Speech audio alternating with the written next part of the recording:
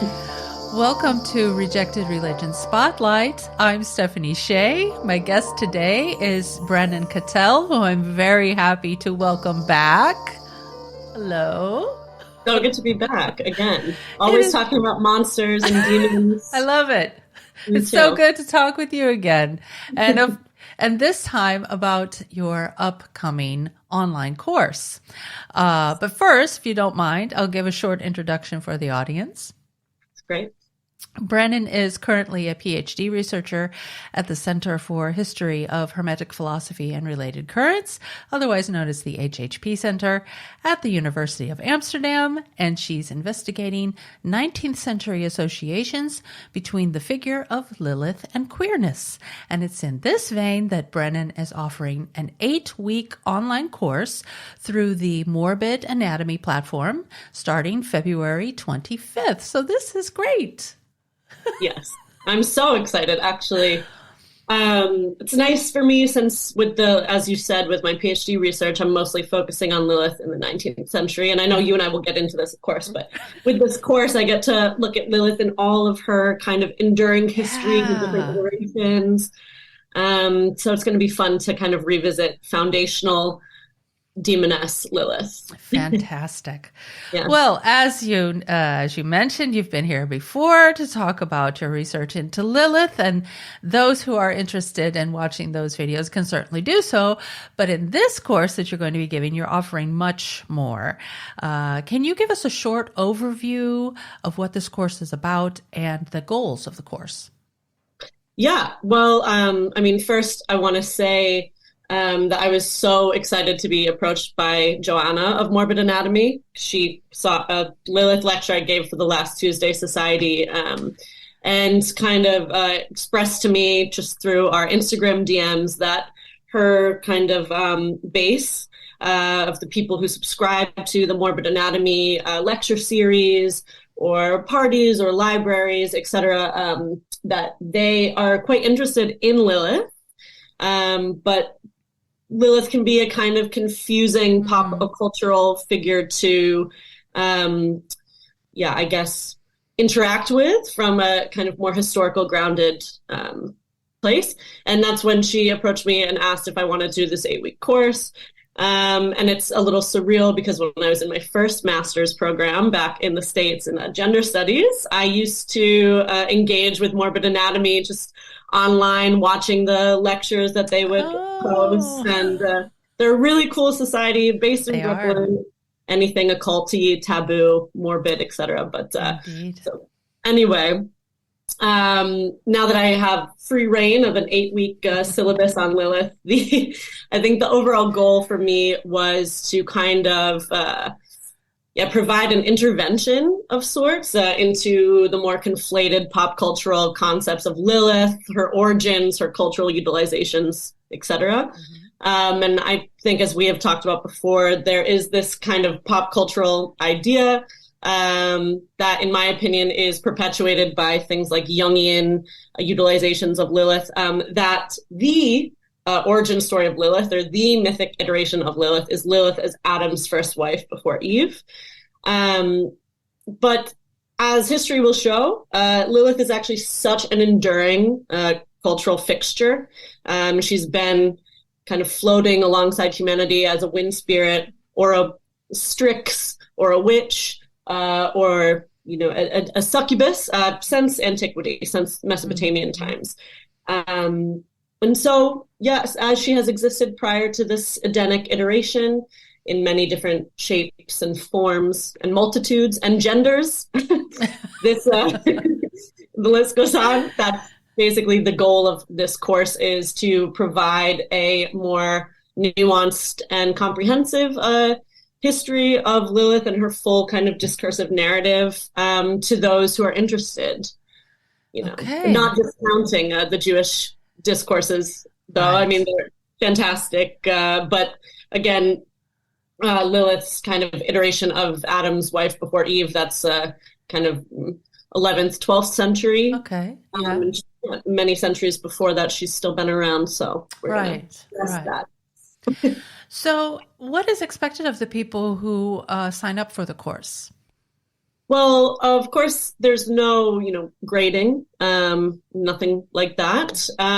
But there is kind of an expectation of this, Socratic method of student involvement and kind of coming together. I will be, of course, giving presentations, but there is a student expectation of bringing forth their own interests about Lilith or their own sightings of Lilith in different cultural media. For instance, in my syllabus, I'm starting with kind of antiquity, and then I believe we end in about the 19th, 20th century, because I do talk in the last course or two about my own research on Lilith, but as you know, that's 19th and 20th kind of stops there. So I'm really hoping that, the students can bring forth more 21st century Lilith artifacts that I might not be. I like to think that I stay on top of Lilith in all different cultural arenas in our current century, but, maybe things I've missed. Yeah. I know Lilith is also huge in astrological communities right now. She's big on TikTok. So I guess, from a playful way, I'm expecting student involvement so that we can all kind of engage with Lilith and her different evolutions, not only just in, deep history like I'll be talking about, but also modern day TikTok Lilith, Instagram Lilith, video game Lilith, black metal Lilith, etc. And the students will, they're going to share a Lilith artifact in the first class, including me. I'll share a little Lilith artifact of my own. And then in the last class, all the students will do little 10 to 15 minute presentations, either on their favorite aspect of Lilith that was addressed in the course, or a component of Lilith that wasn't addressed in the course, or a kind of a pushback on anything I may have said, or things like that. So it's going to be really collaborative. I'm super excited to, especially maybe, since it's not graded and it's with this super hip, cool occult society, we can kind of, have some collaborative demonic fun in a historically grounded. Sure. And it sounds like really a great opportunity for creativity as well, that people can, you're offering a very flexible type of interaction, and also platform for their own presentations, but you can really put your own heart and soul into it, I guess. You're not really defined by any frameworks or anything that you have the strict types of things. So I think it's that sounds great. Yeah. So looking at the course program, I see that you've included some new material that I haven't yet heard you talk about. Could we perhaps have a sneak preview of what will be happening in week 5, for example, with the psychoanalytic discourses of Lilith? Yes, we can. So this, there is a reason I don't talk that much about the psychoanalytic or Jungian utilizations of Lilith. To be honest, these Jungian notions or constructs of Lilith kind of irk me quite a bit. But these, Jungian ideas about Lilith are so kind of injected into the current understandings of Lilith, even in kind of covert ways. It's hard to kind of separate.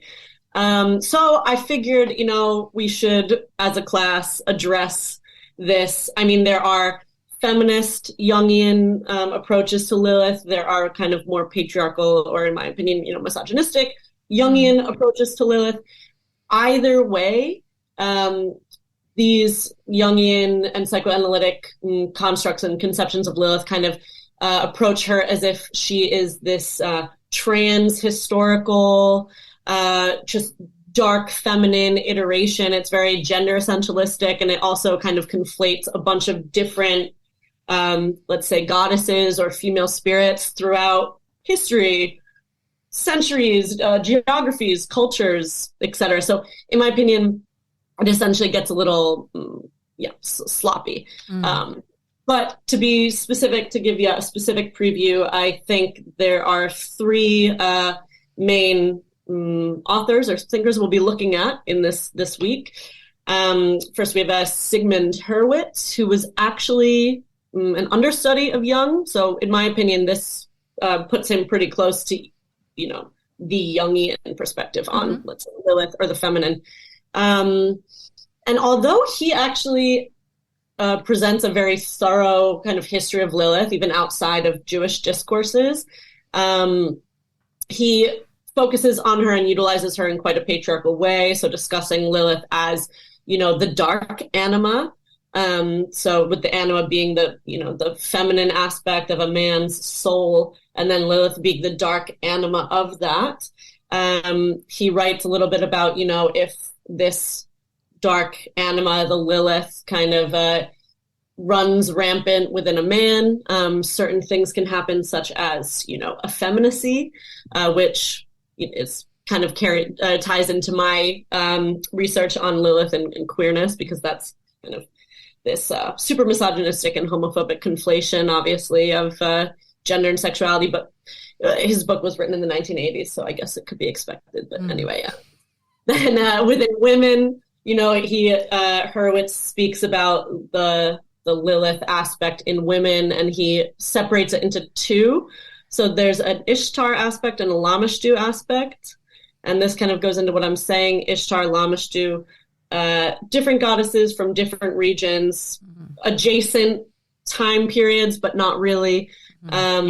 Where he essentially says if this Lilith aspect in a woman is taking over, or if she's afraid of this component of her own dark nature, then she can either become an overbearing mother, if it's the Lamashtu Lilith aspect that is enacted, and if it's the Ishtar Lilith aspect, and if this woman is kind of fascinated by it or doesn't control it properly, then she can develop an excessive eros, which is essentially a nice way of slut-shaming. Yeah.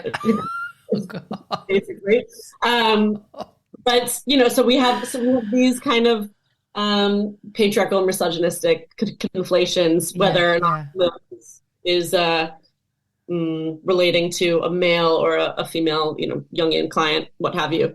Then we'll kind of go into talking about Barbara Black Koltov's work on Lilith. She's a feminist Jungian, and she basically argues that the personal and the collective actually need to integrate aspects of Lilith, the dark feminine, because it is indicative of society kind of shunning or rejecting the aspects of the feminine that aren't ideal in a patriarchal world, right? So this is where you can really see the feminist injection, because feminist non-Jungians, use Lilith in a similar way, like this patriarchy smashing sexually sovereign heroine. So we have those themes within Koltov's works, and Koltov and Hurwitz completely polarized. Hurwitz critiques Koltov endlessly. So we have the two intense sides, I think, with the two of them, and then the course kind of finishes, that session finishes with Kopu van Stukrad, who actually wrote a just fascinating paper called Constructing Femininities, the Lilith Case, where he says Lilith, something along the lines of Lilith was made a witch twice, first by historical religious discourses, and secondly by Jungian discourses, which I think hits the nail on the head, because he kind of has a more aggressive stance, like against Lilith's portrayal in psychoanalysis.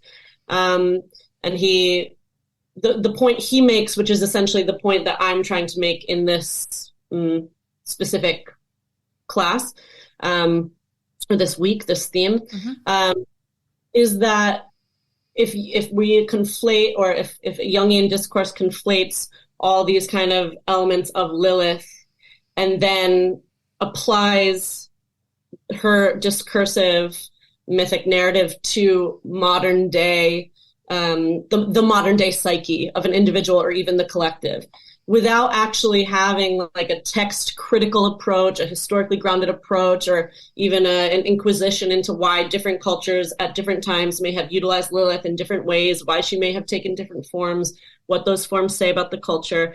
That is a little irresponsible and a little dangerous. And actually, he basically argues that if we look at the iteration of Lilith as Adam's first wife, from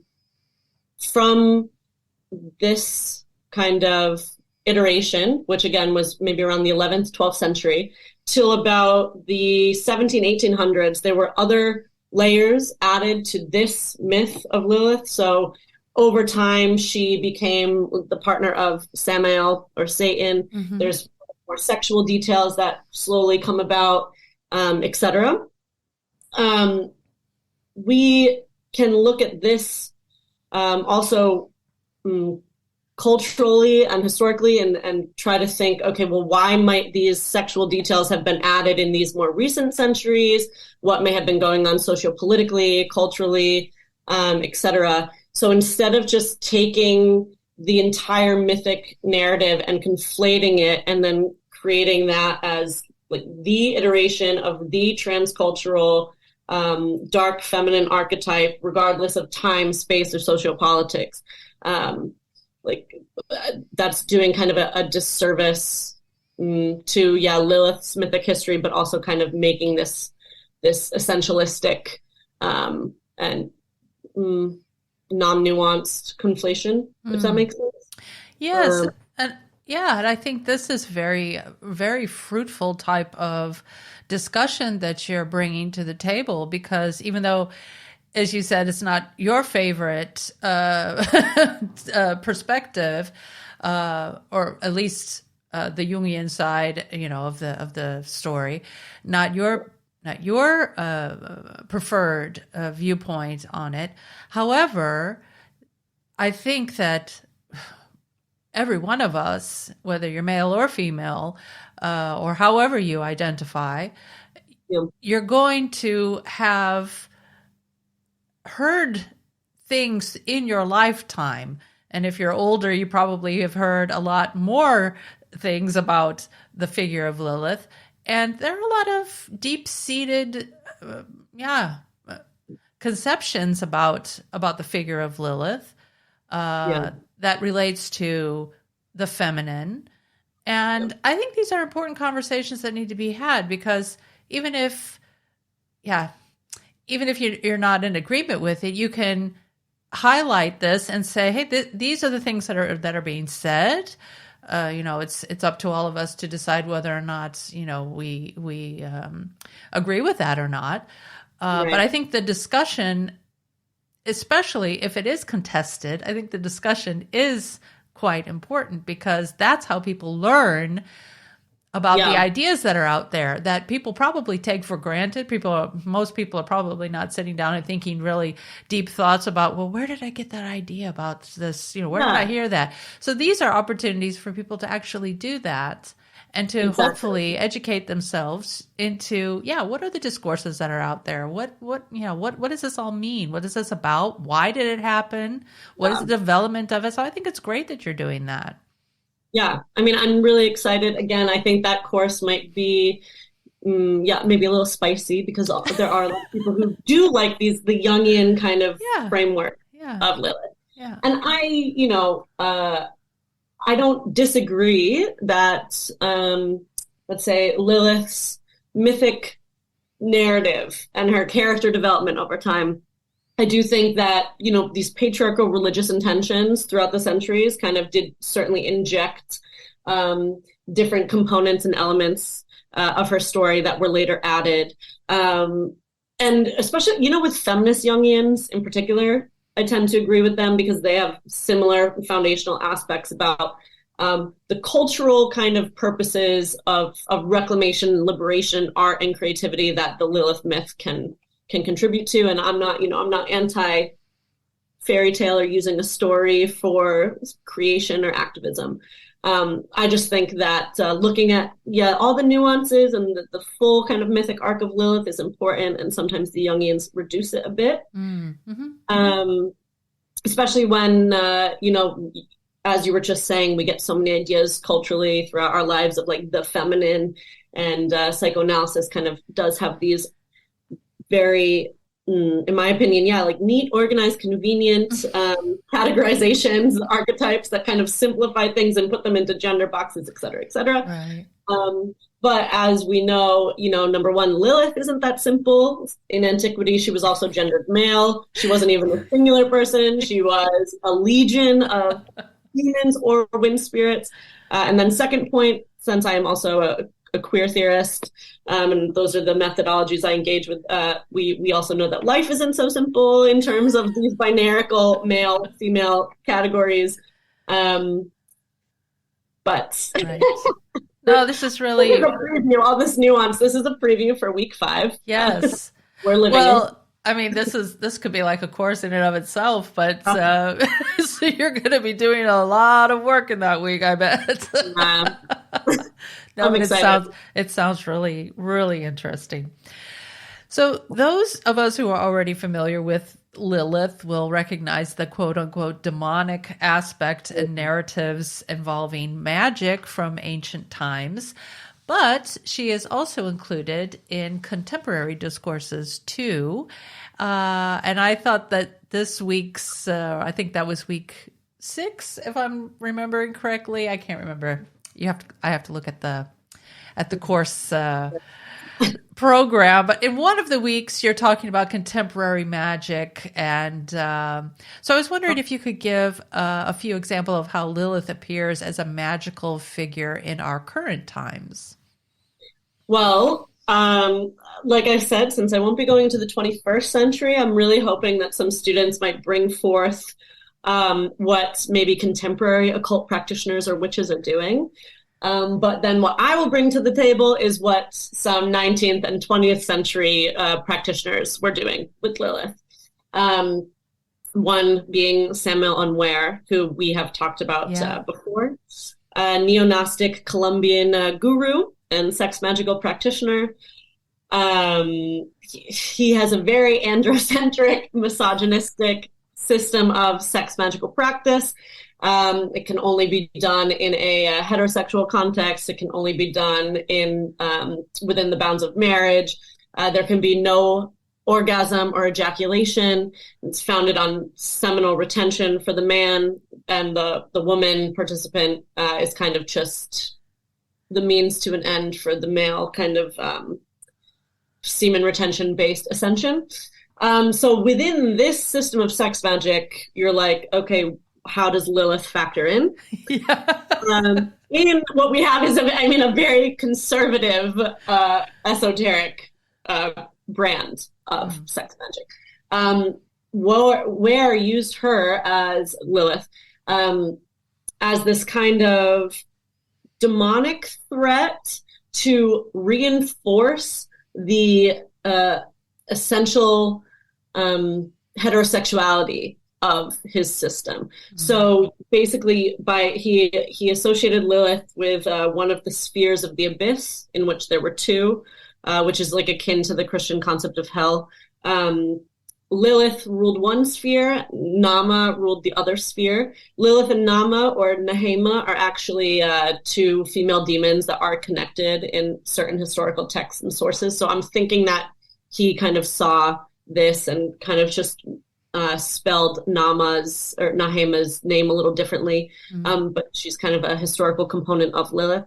But essentially, within these 2 hell spheres that he has created, the sphere of Nama, which is, you can see her as Lilith's younger sister, that's where adulterers go, or people who are promiscuous, or people who don't have the proper kind of sex, so people who are ejaculating or orgasming. Go to this sphere. You can be redeemed out of this sphere, but it's not ideal. Or you go to the abyss, which Lilith ruled, which houses people who hate sex. So priests and nuns, because they don't have sex, and homosexuals, because they defile sex in the worst way possible. And once you're in this sphere, there is no kind of possibility of redemption.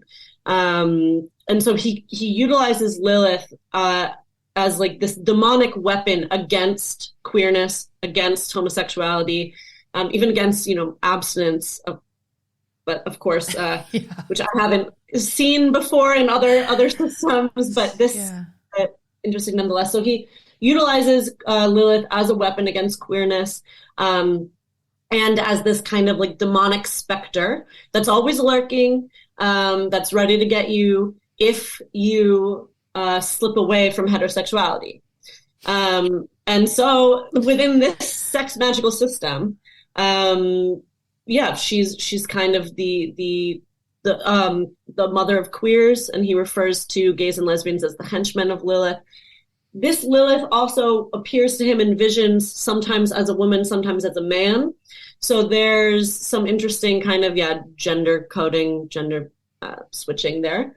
But this is essentially how I will be discussing her participation, within certain sex magical or cult systems. There is, of course, I'll be going over a little bit the Dragon Rouge, the occult order, the Swedish occult order, who more embrace Lilith. So she's not a demonized weapon within their system necessarily. I believe she's the entry point into their initiation. Like the womb of Lilith is one of the beginning initiatory rituals that this order performs. So there's an embrace and a rejection in these two kind of magical systems or occult systems, but she's demonic in both. So she really retains the demoness. Yeah. This is all very, very interesting stuff. And also interesting how within the header of esoteric frameworks, that you can have such different, radically different ideas about one character, one figure. Very interesting. So so again, this is another little nugget for those who might be interested. Like, okay, let's talk about that. That's going to be fun. Right. I mean, I think this is all fascinating stuff anyway. So, I mean, I would just be totally on board with this anyway, but I'm sure that there are other people out there who feel the same way that I do. It's interesting stuff. Yeah, it is. So, as I mentioned in the intro, and you've already kind of touched upon it here and there already, you're researching the associations of Lilith and queerness. And so you're also going to be talking about this in the course. Could you expand on some areas of focus that you're going to be addressing? Yes. So I will try. That course is going to be tough because I do have 20th century associations of Lilith and queerness that I was able to compile and document in the research masters that I just did at the HHP. And my PhD dissertation, my PhD project is concerned, as you said, with 19th century associations between Lilith and queerness. So I'm going to kind of go chronologically during this specific class. Discuss within the 19th century. First, we'll start with the pre-Raphaelites, the way that they use Lilith as a trope, not just for the demonic feminine or the demonic female sexual desire, but actually use Lilith specifically within pre-Raphaelite discourses and paintings as a representation of the demonic lesbian threat within the 19th century. We're going to look at one painting in particular, Lady Lilith by Dante Gabriel Rossetti, because he has a few tropes in this painting that I have argued previously at the last SWA conference. Associates Lilith with lesbianism, specifically the trope of mirrors, and female narcissism as being associated with female sexual inverted desire and therefore lesbianism, because who else would want to have sex with a woman? Like, she must just be a narcissist and wanting to have sex with herself, because what could possibly be appealing about another woman to anyone, a woman or man? Is this essentially the 19th century misogynistic idea? Okay. And there's an accompanying poem to this painting. The poem's called Body's Beauty, discusses Lilith strangling men with her hair after she draws them in and seduces them. And again, this kind of theme of misandry was linked with lesbianism. So we're going to just discuss all of these artistic tropes. Then we moved to the poetry of Renee Vivian, who was herself a sapphic poet, an out lesbian, self-identified pagan within the fin de siècle Paris boho scene. She wrote about Lilith in numerous poems, spoke of Lilith as Lilith was some kind of integral part of lesbianism. She said that, quote unquote, the dark breath of Lilith is within us, meaning other lesbians. And anytime Lilith would even appear in any other poems with, let's say, Satan or with other demons, Renee Vivian would always kind of queer these interactions and dynamics in some way, so that Lilith was never in like a submissive or more coded feminine kind of positionality with any of these male demons. After that, we're just going to move to the 20th century. We'll be talking about Samuel Unware again. So he'll show up in the magical class session, but we'll get a little bit more into how he utilized Lilith in his whole kind of body of work this week. Then we move to Eustace Mullins, who in the mid to late 20th century, he was a American satanic conspiracy theorist, anti-Semite, alt-right, kind of neo-Nazi thinker and author, who associated Lilith with queerness as a way to further his general anti-Semitism.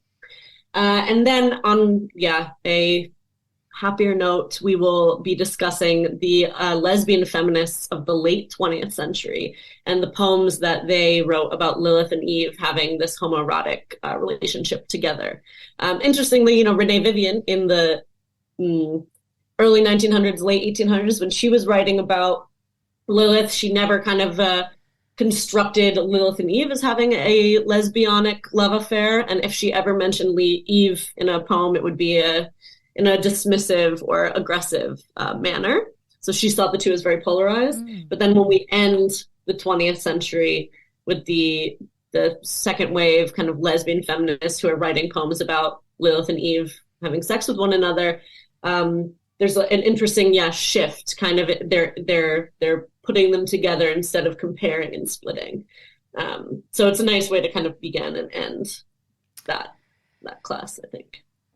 Wow. I can't think of anything else to say, but wow. I mean, this is just, you're just giving us a little taste of it, but I'm sure there's much more that you're going to be talking about. And this all just sounds so interesting. You're doing a great job. Doing a great job. So, as I said, this is just a taste of things to come. For those who are interested in taking this course, the price is $175, $150 for Morbid Anatomy Patreon members. And Brennan is also offering a sliding scale payment option for those who are unable to afford the full price, which I think is really great of you to offer. So, and if you email Brennan, you can discuss the details. Otherwise, you can visit morbidanatomy.org/classes to get all of the necessary information. Brennan, thank you so much for talking with me today about your course. It sounds so exciting, and congratulations. Thank you so much for having me again. So I will be sure to include all the links so people can have easy access to the information, and whether or not they want to register or not, that's all going to be included in the program notes. So again, congratulations, Brennan, with this opportunity, and wishing you all the best of luck with your course. Thank you so much.